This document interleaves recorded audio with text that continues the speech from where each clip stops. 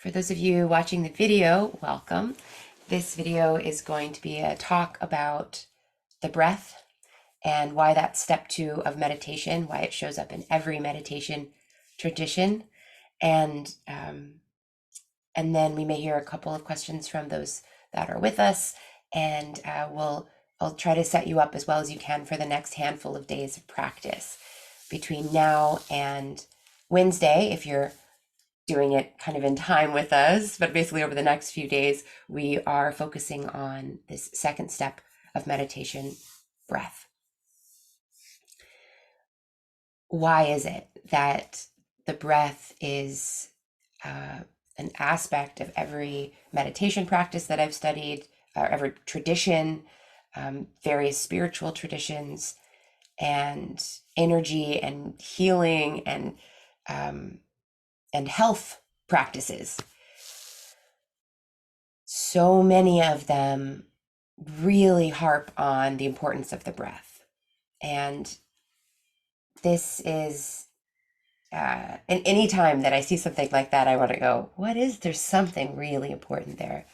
And in this talk, I'm going to basically introduce several potential reasons that all of them are true, several potential reasons and several potential avenues why the breath is this incredibly powerful tool for you to use in your meditation practice.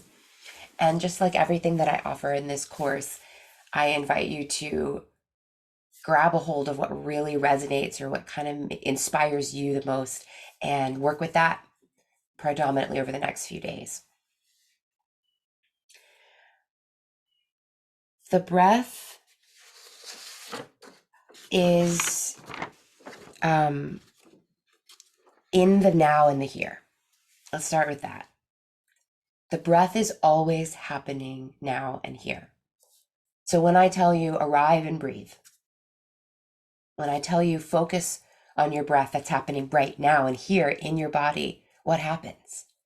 In that moment, your attention is called away from the stories in the mind, from its little avenues that it normally hangs out in, and it is brought back into the present moment and into your embodied experience. Increasingly in the world that we live in today, in my life, I spend a lot of my time sitting at a computer, being a brain, being, fingers on a keyboard, and I will completely forget that I have a body for hours on end, easily. And so right here we have this this friend, this companion, this ever-present physical, right here thing happening that can call us back into presence. And I invite you to just call yourself back into presence via the breath throughout the day, and certainly as soon as you sit down to meditate, spend as much time with the breath as you need as you return from, again, if you're like me and you spend hours and hours and hours basically being a mind for your work, for your life, it may take a few minutes to get back into the body. And so just let the breath do its thing. And again, at any given moment, it's doing it here and now. One of the ways that I like to get inspired about the breath is to as I breathe and as I'm getting back into the here and now, is to remember what it's doing. You don't have to understand everything about how breath works. I don't, and I've studied the breath for a really long time, but whatever little tidbits that you do know that you've picked up along the way about how the breath brings in, the fresh resources that we need. And, we're breathing in the oxygen, we're letting go of the carbon dioxide, right? But you don't even have to really know much about how all that works to get the sense, just the embodied feeling that I'm bringing in what I need, whatever that is, whatever the chemical name is, whatever the, the greater scientific understanding that you can have doesn't really matter. But I just want you to use whatever small scientific understanding you do have to inspire, as you sit and breathe, a kind of gratitude and appreciation for this natural process that's happening all the time. I like to think of and refer to my breath as my friend, and but it's more than a friend. I've never had a friend quite like the breath. It's like the model friend or the ideal friend or caregiver, even. It's a friend that is always there. All you have to do is put your attention on it, and you realize that it's been there already. It's just been there subtly and quietly underneath your consciousness, and it's been bringing in, bringing home the bacon, taking out the trash. It's been like doing the work, while you're living your life without asking for thanks. And when we meditate, I like to think of it as my time where just by giving it my attention, I am giving it my thanks. And doesn't it feel nice when you're like, wow, somebody's been really helping me out? That moment where you go, thank you. It feels good. It feels good to me. It feels like a balancing of accounts or something. It feels like I'm making good on my end of the deal in some small way. And it also just reminds me, when I relate to the breath this way, it reminds me that I am being taken care of, even on my darkest, toughest days, even when I feel like maybe some humans in my life have disappointed me or they're not there for me. Or maybe some humans in my life, unlike the breath, are being really demanding, right? Your breath isn't demanding. It's just quiet presence. Um, Even when the human world has greatly disappointed me, as it does sometimes, um, the breath doesn't quit.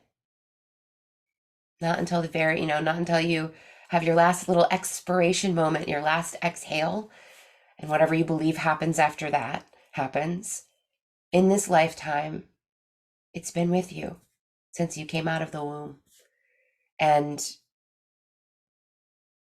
so on tough days, the breath helps me remember that even when the social world or the human world isn't doing so great, the natural world is still relentlessly, lovingly embracing me.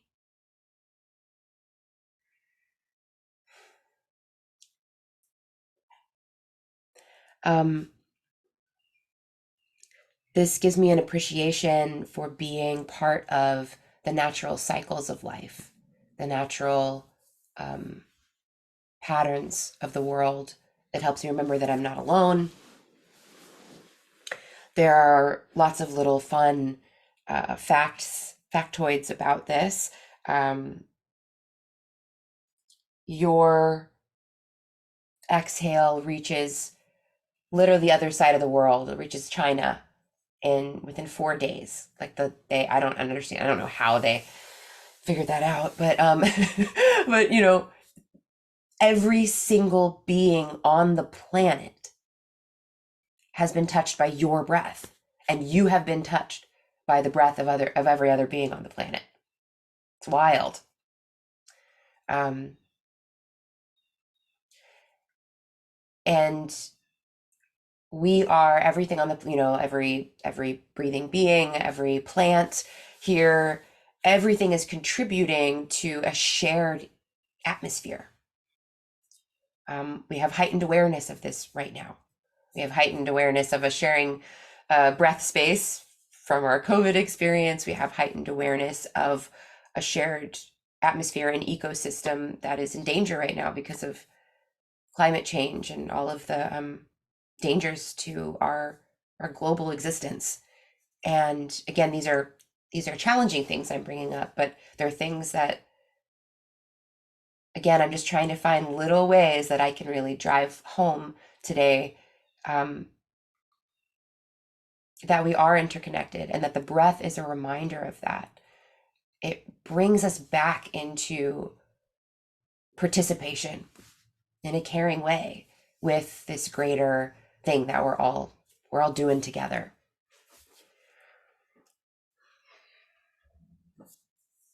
when we talk about the natural rhythms and cycles, it kind of brings me to another big spiritual theme, really, that the breath, as simple and humble as it is, starts to help us understand the theme of pairs of opposites creating a whole. Inhale, exhale. What happens when you inhale? Your chest, your belly expands. What happens when you exhale? It contracts. I mean, it's a metaphor for everything in life, really. Birth, death, beginnings, endings.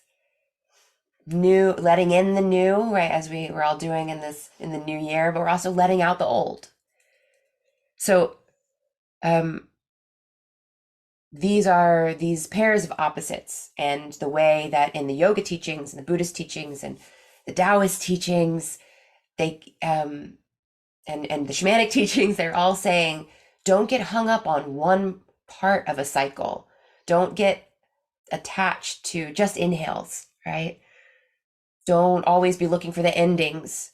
See if you can start to see all of it as one fluid and interconnected and interdependent whole. And this comes up again and again over the root of our suffering being, attachment to certain aspects of life and aversion to other aspects of life. And just through honoring these two pairs of opposites that actually make one, right? When you're breathing in, we think, we could take that chunk and say that's an inhale. And when you breathe out, we could take that chunk and say that's an exhale. But the fact of the matter is they go together. Life is not just inhale. It's not, and life is not just pleasure.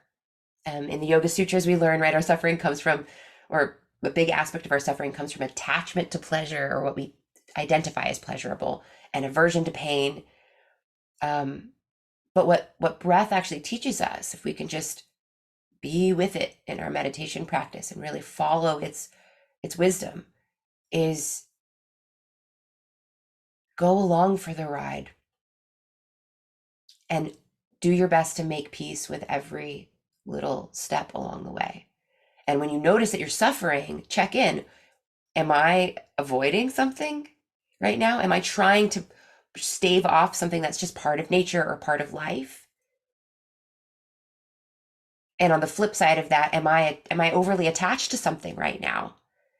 Am I trying to hang on to something that naturally has an expiration? Am I trying to keep that inhale in?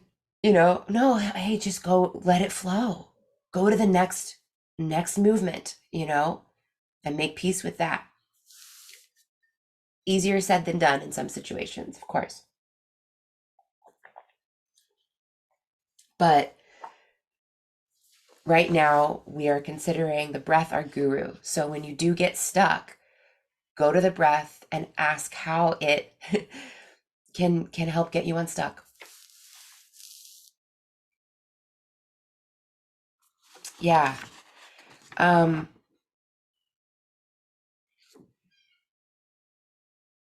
The breath is on a just really practical level.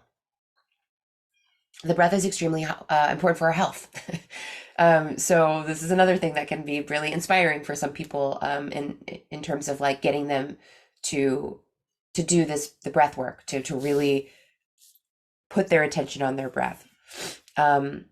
It's just the more that we learn about it, and there's still scientific research coming out about the importance of the breath and how to breathe in the most healthful ways, etc.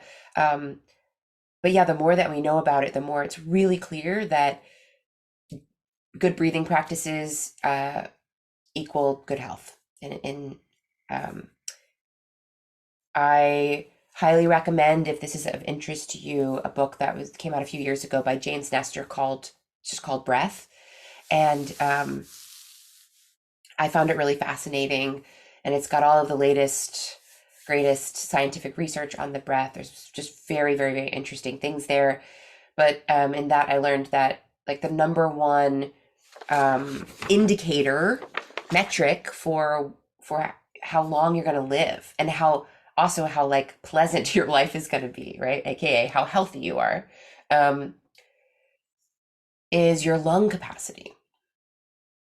And so doing just a simple, just what we did today, we did like 12 minutes or something of focusing on the breath. We played with the elongating the inhale and the exhale, or at least kind of counting how long they are.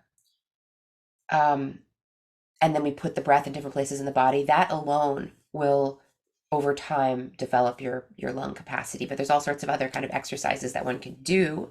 But the idea is, if you're somebody who suffers from kind of very short breath, then this is something that if you can work on that and expand your lung capacity, it is going to greatly affect your physical health, emotional health, and mental health. It's pretty astonishing what the human body is capable of. It's not necessary to learn how to hold your breath for really long periods of time, but lots of human beings have done that. And again, these are people who, it turns out, have all their other health metrics are extremely positive. As of a few years ago, the longest that the record for holding one's breath underwater is 24 minutes. Isn't that insane? Yeah. But so, I'm not telling you that you need to do that by any means.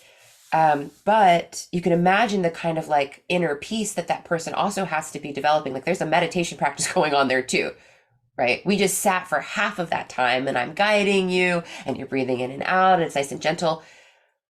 That person must have developed not only the physical capacity for that, but a kind of mental and emotional capacity to just be quiet and still and at peace. And that person worked years and years to develop that over time. And so again, I'm just throwing that out there as a potential inspiration for you to develop the capacity to just have a little bit of a longer inhale and a little bit of a longer exhale by the end of this month. And just to underline that'll be a benefit to you for sure. Yeah, there's a lot more about this that I could say. One other thing that I will just implore you to, if you're somebody who inhales through your mouth throughout the day, try to change that habit. Close the mouth and make sure your inhales come through the nose. Breathing out of the mouth isn't such a bad thing, but learning how to breathe in and out of the nose is really, really important. And if it's challenging at first, that's because the sinuses actually need to get used to that. And you will, by breathing through the nose, you will clear that out and make more capacity for that. And a lot of people have the issue of breathing through the mouth at night. And so a lot of people actually take some medical tape that doesn't like hurt your lips or whatever, but you can tape the mouth shut during the night while you're sleeping. And again, at first it might be kind of scary. It might feel like, oh, I can't get enough breath. But again, over time, what's going to happen, it's going to force those nasal passages to have more capacity. And then you get all the benefits of, this is these nostrils are a filtration system that warms the air, filters out stuff that you really don't want to be breathing in. The mouth can't do that. The mouth is great for a lot of things, and it's supposed to be a backup system for the nose for getting inhales when there's some issue. It is not meant to be the primary way that we breathe in. And so again, you'll find that mouth breathers have all kinds of health issues. It's really fascinating in that book, Breath, if you read it in the beginning, he and a colleague do an experiment where they only mouth breathe for a period of time, and their health, and then they're checking in with the doctor, their health just plummets. It's insane. It's wild. It's really interesting to read about. And then when they go back to breathing through the nose, what the doctor tracks their health getting better over time. But yeah, there's a point where the doctor's like, stop, guys, stop. stop breathing through your mouth. This is, it's like dangerous, but in the name of science and for all of our benefit, they continued with the experiment. And it really drives home this point that, breathing in the way that our body was designed to breathe is uh, it's simple. It's something that we can all figure out how to do, and it's really worth our time. So I want to end with a little bit of word fun. I always, I'm a word person, among other things. There's lots of things that I enjoy in this world, but I like words. And I like how, we live in a multicultural world. We live in a world where I can Google and look up all kinds of words and learn about different cultures. And, you guys know that I've been fascinated by I've almost been a kind of collector of different traditions. And I find that all really fascinating. And so along the way, I've been noticing that there's wisdom just in the very words for breath and about breath. So Sanskrit, the language of the yogis, and the root language of Buddhism as well. In that language, the word for breath is prana. And prana is also the word in Sanskrit for life. So right there, right in that language, in that sacred language, we have this identifying of breath and life. And for all the many reasons that I already talked about the wisdom and the value of the breath, this makes sense. And you may, over the next few days, discover some new reasons why perhaps that those words are the same. In Latin, spiritus is the root word for respiration. So right in that word, respiration, right, which means our breath, is the word spirit. And, so in Sanskrit, breath is life itself, is the life force. In even in English, where we use respiration, we use the word inspiration that means inhale, right? And expiration, exhale. That spirit in the middle of all those words is pointing to the belief that, in ancient Latin, another sacred language for many folks, right? That right there, they identified breath and spirit and the spiritual. And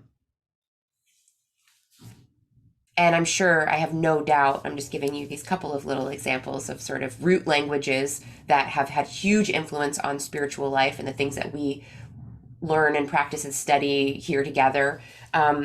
But I'm sure that you could do some more exploring. And if anybody's inspired to do that, share it with us. If you find any other languages that have this kind of connection, please share it with us.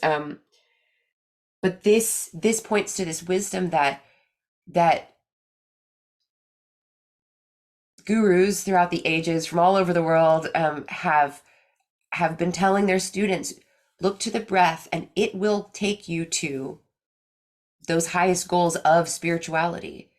It can be a metaphor or a kind of stand-in for spirit, or what some people might call God, what some people might just call the invisible aspects of reality.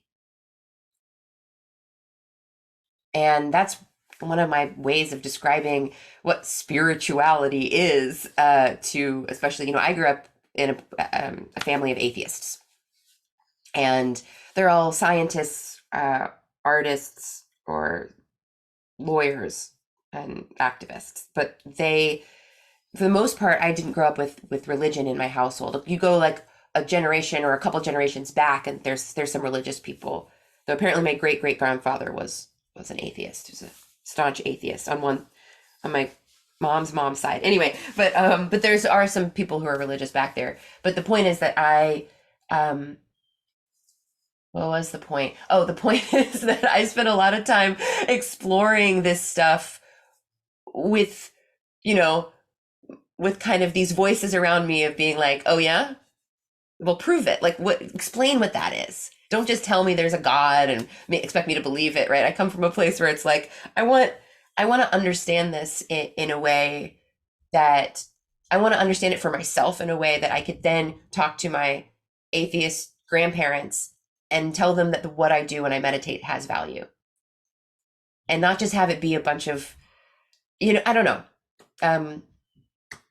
just a bunch of kind of spiritual catchphrases or whatever.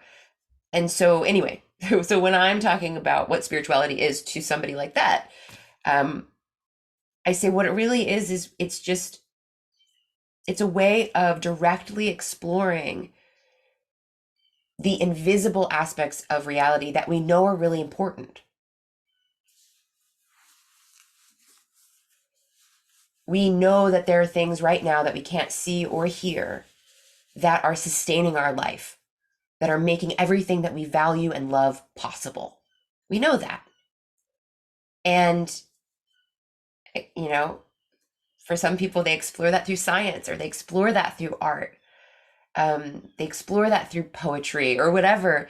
But the meditator explores it by going inward and trying to discover what here is so invisible and so subtle and yet essential to what I am. And until we start to have a relationship with the more subtle aspects of life, we are what some spiritual people will call a materialist, or somebody who's convinced that only this kind of this stuff out here matters. When we know that there's a lot more underneath that. And again, you don't have to actually identify as a spiritual person. You could be an atheist and know and understand that there's something called consciousness, for instance. Can I see it? Can I hear it? Can I measure it? No. Would I be able to do anything in my life without it? No. Right? We know that there's something called, you could call it awareness, right? And we're going to talk about that much more deeply as this month goes on, because it's another huge spiritual theme. It's basically our step E is all about our awareness, or that empty, invisible consciousness. But this is for meditators and spiritual seekers. The breath is our way of learning how to relate to something that's subtle. Like, can you see your breath right now? I mean, maybe if it's really cold where you are, right? You could see that exhale. But what I'm saying is, like, it's invisible. It's constant. It's always with you. And yet,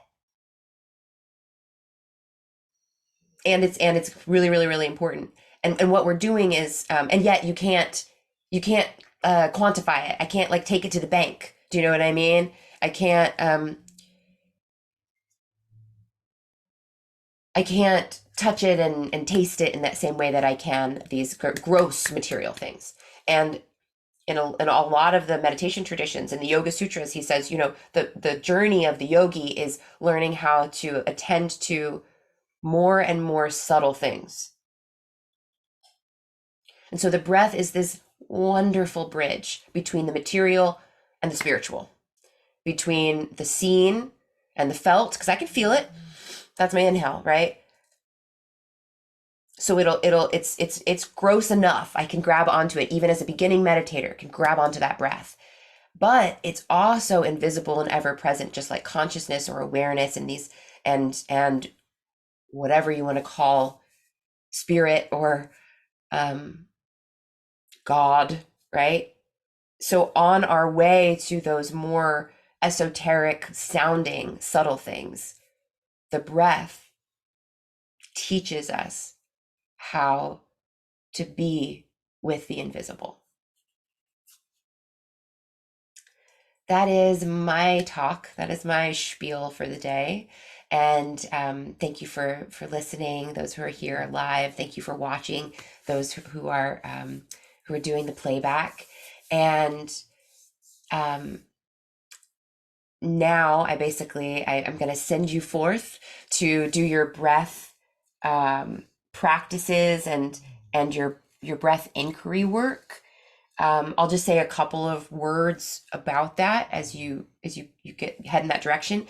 And those that are on live, you're welcome to type into the chat box any questions or comments that you have, or I'll give you in just a moment when I finish speaking. You can unmute yourself if you have something that you want to ask like that. But yeah, I just want to point out that as you look at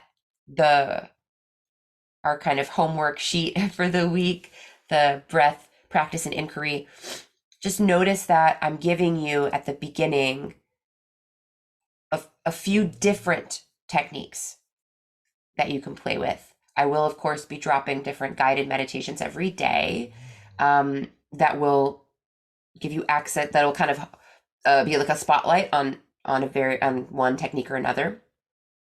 And I just want to say, I invite you to explore different techniques, but I also really want you, by the end of this month, I want you to know what really works for you, and also to feel completely empowered to not work with the techniques that don't work for you. I've studied different traditions that are like, it's like in Tibetan Buddhism, where I first started, the breath at the tip of the nose was that's like how you started every meditation. And that, and counting the breaths, like exhale, inhale, 1 in your mind quietly, exhale, inhale, 2. And when your mind wandered, you'd have to start at 0. That was how we did breath awareness at the top of meditations in Tibetan Buddhism. But then I started studying some other things, and where it was like breathe in and out of your belly. That's how we do it here. We breathe in and out of the belly. Gosh, there's lots of different techniques. But what I'm saying is that, I actually employ different techniques depending on what's going on for me. And I found that different students of mine really resonate with different techniques. And I want you to just explore and notice that. And then, and then the breath inquiry practice or inquiry questions, I'm not going to go through them, but same thing there. Dive into whatever like really calls you, and don't feel like you've got to do them all. As I send you off, I want to say that where we are in this course, where we are in the month, where we are in the year, we're still kind of sweet and simple. And your job right now is just to arrive and breathe, Try to do that seated and, on a cushion a few minutes a day, every day, but find yourself doing it throughout the day. Arrive and breathe in this moment, now and here, and then celebrate that even though it's simple, what you're doing is profound and has really deep and far-reaching ramifications, and feel really good that you're starting off the year in this way.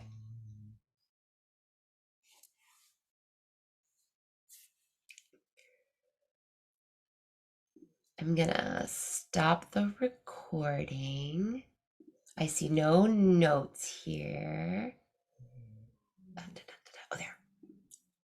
No notes.